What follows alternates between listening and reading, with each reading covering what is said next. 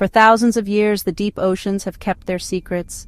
In these waters, stories of lost cities and old civilizations have been told, none more famous than the legend of Atlantis. This island, said to be rich and advanced, has fascinated people for centuries, a piece of the puzzle of our ancient past. Was it a real place or just a story made to teach and warn? The stories tell of a society that was very advanced, with rings of land and water and temples covered in precious metals, ruled by wise and powerful leaders. But this paradise was, according to the stories, swallowed by the ocean, disappearing in a huge disaster. The dramatic rise and fall of Atlantis still captures our interest, making us wonder, what really happened to this ancient wonder? Was Atlantis real? And if so, where did it go? Stay with us, because today I will explore the truth behind the lost city of Atlantis. We will look at old texts, different theories, and the discoveries that keep this legend alive today.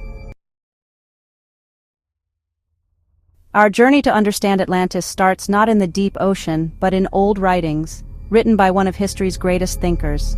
Our story begins over 2,300 years ago with the Greek philosopher Plato. He was the first to talk about Atlantis in his writings and works that have been studied and debated for centuries. These texts, written in the 4th century BCE, are the foundation of the Atlantis legend. Without Plato, we might not know the name Atlantis today. It would be a forgotten story.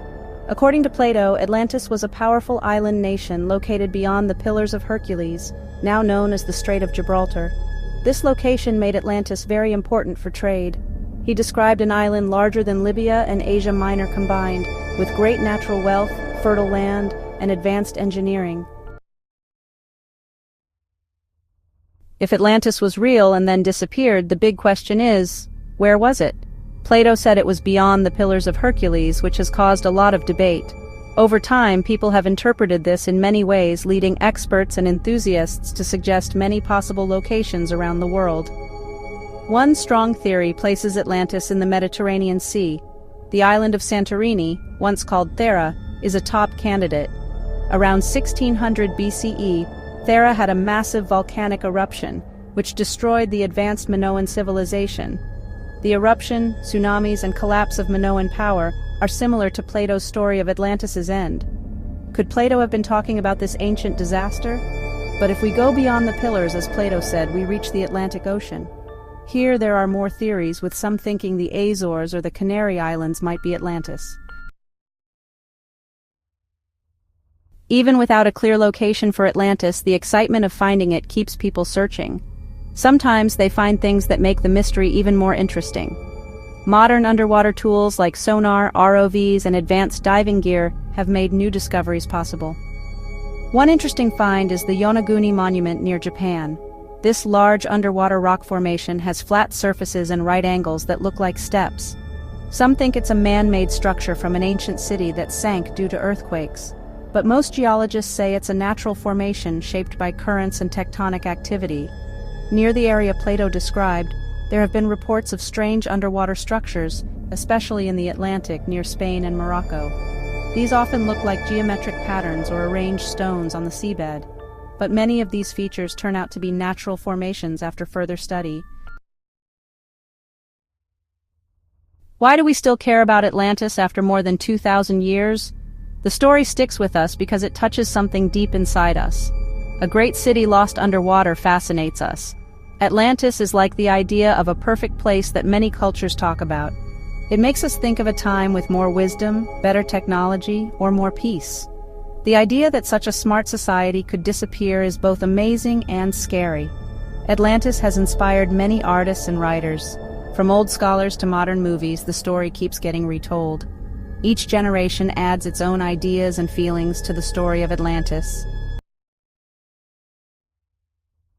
After looking at old texts, different ideas, and strange stories from the ocean, we ask, was Atlantis real? The truth is, we may never know for sure.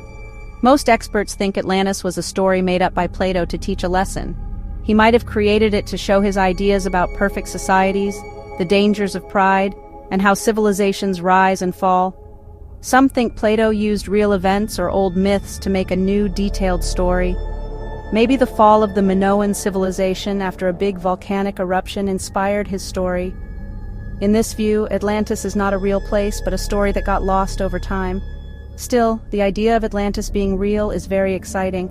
The details in Plato's story make some people think he was talking about a real place. People love the idea of finding a lost part of our history. The story of Atlantis, whether a creation of Plato's imagination or a real lost world, still fascinates us. It makes us question history, sparks our curiosity, and drives our desire to explore the unknown. The ocean is huge, and we still know very little about it. Could the answers to this mystery be hidden in the deep, dark ocean? The search for Atlantis is more than just finding a lost city. It is about our quest for knowledge. Every theory, every debate, every hint of a discovery adds to this fascinating story. Humans always want to learn more, and mysteries like Atlantis keep us searching. What do you think? Was Atlantis real or just a legend? Share your thoughts and your questions in the comments below. I would love to read them. And don't forget to like this video and subscribe to the channel for more amazing mysteries and explorations into the unknown. Until next time, keep exploring.